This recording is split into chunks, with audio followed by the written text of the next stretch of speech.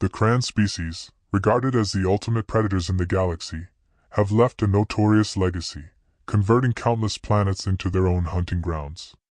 These apex predators are not only feared for their deadly skills but also revered within their own ranks for establishing hunting as a cultural cornerstone. Their entire society is built on the value of the hunt, celebrating dominance over what they consider to be lesser species.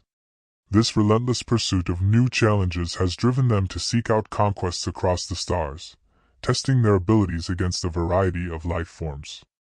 And now, their eyes turn to Earth. Their selection process is methodical and ruthlessly calculated. Scout ships in stealth mode circle the planet, analyzing its defenses, scanning its technology. Their reports are clear.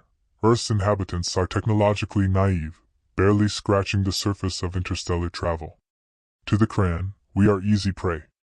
Their invasion begins with swift and vicious strikes, targeting small towns and remote settlements, carefully avoiding international attention.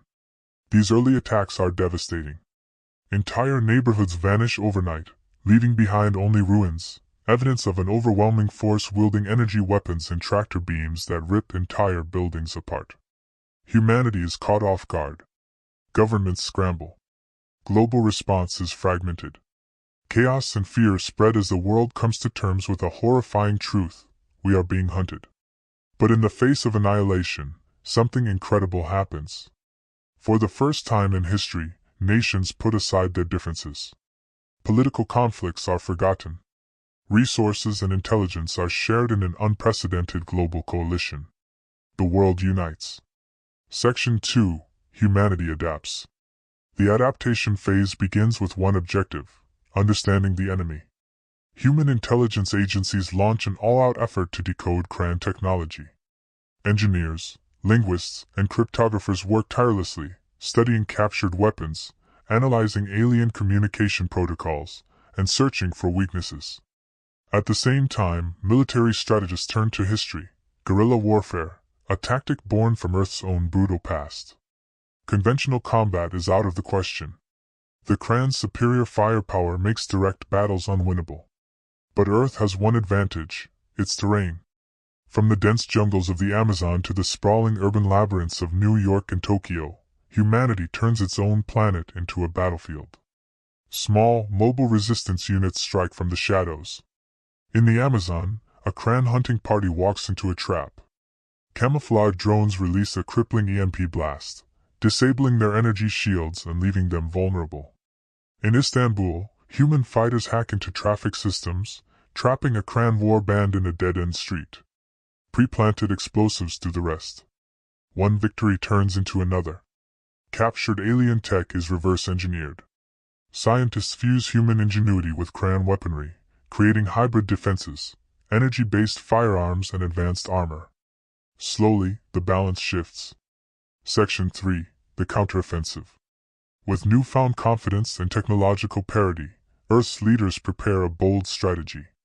For too long, the Kran have been the hunters. Now, they will be the hunted. Elite strike teams are formed with the mission to take the fight beyond Earth's borders and strike the Kran on their own territory, to show them that humanity is not prey. We are the apex predators now. The Terra Corps is made up of soldiers who have proven to be exceptionally skilled in previous battles against the Kran. These soldiers receive rigorous training and are outfitted with hybrid technology, which combines energy weaponry and other extraterrestrial improvements with human ingenuity.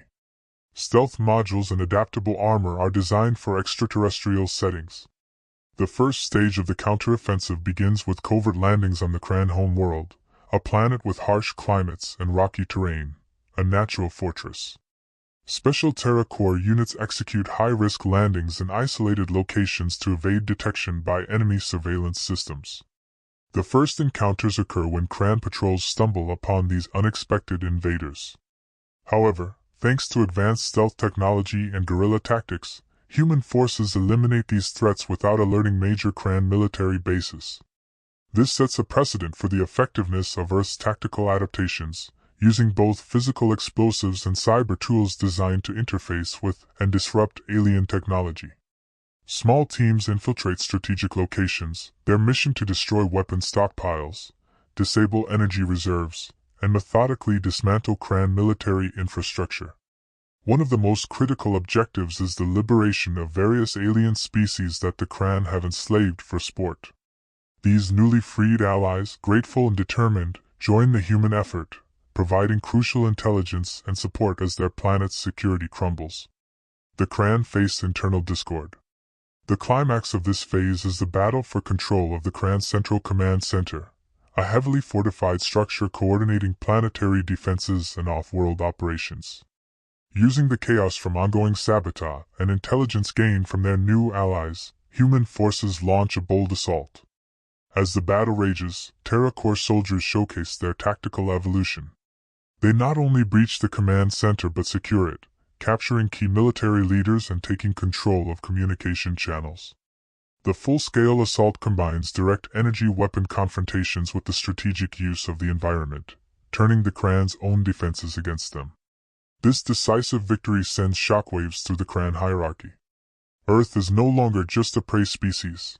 It has become a formidable force capable of not only defending itself but challenging the very sovereignty of a galactic superpower.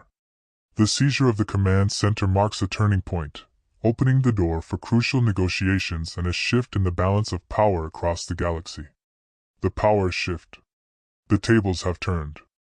Now, Earth's representatives and the Kran leadership sit face to face at the recently secured command center, transformed into neutral ground for negotiations. These discussions are charged with urgency. Two civilizations that have endured brutal war must now consider peace. Human diplomats, armed with proof of their strength and strategic brilliance, engage in talks with the Kran, whose culture respects strength above all else. For the first time, the Kran are forced to reconsider their stance. The talks are intense, with both sides laying out terms for a ceasefire and future peace. Humanity demands the recognition of Earth's sovereignty and the end of the practice of using planets as hunting grounds. The Kran resist at first, but internal pressures, combined with their devastating military losses, force them to negotiate. The result is a historic treaty, mediated by other galactic powers, signed by both Earth and the Kran home world. This treaty not only guarantees peace but also grants humanity a major voice in the Galactic Council, elevating its status among interstellar civilizations.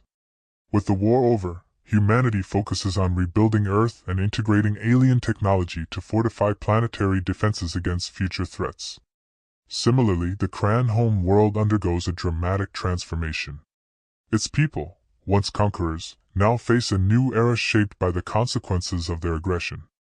Collaborative efforts between Earth scientists and Kran engineers lead to advancements in energy production, space travel, and environmental restoration.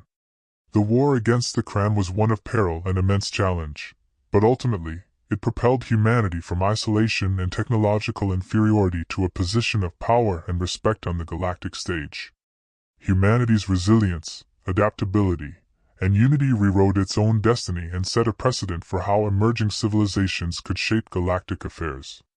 The previously enslaved species, once victims of the Kran, now stand as allies of Earth, contributing to a richer, more diverse interstellar community.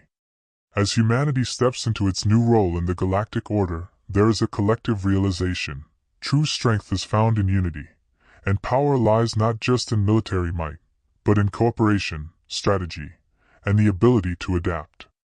What began as a desperate struggle for survival has transformed into a vision for a new future, one where Earth no longer just participates in the galaxy, but actively shapes its destiny. The era of the hunt has ended.